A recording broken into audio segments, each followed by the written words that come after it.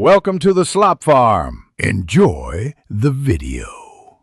In this video, I will explain how to make animated GIF in Figma.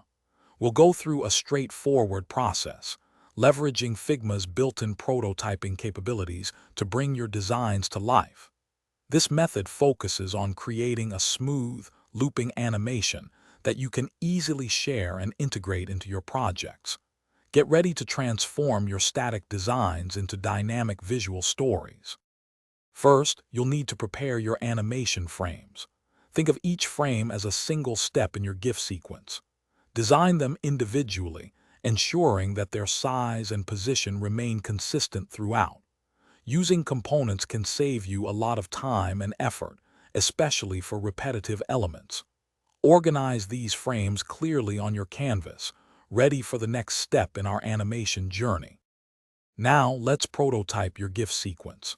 Connect each frame to the next using the After Delay interaction in Figma's Prototype tab. A delay of around 50 milliseconds often works well for a fluid animation. Make sure to select Navigate to for the action. Crucially, link your very last frame back to the first one. This creates a seamless, continuous loop for your animated GIF. Finally, it's time to capture and convert your animation. First, preview your prototype in Figma to confirm the animation plays exactly as intended. Once satisfied, use a screen recording tool to capture the looping animation. After recording, you'll need to convert that video file into a GIF using an external tool. Remember to optimize the GIF for both file size and visual quality, ensuring it looks great wherever you share it. Thanks for watching. Consider subscribing if we helped you today.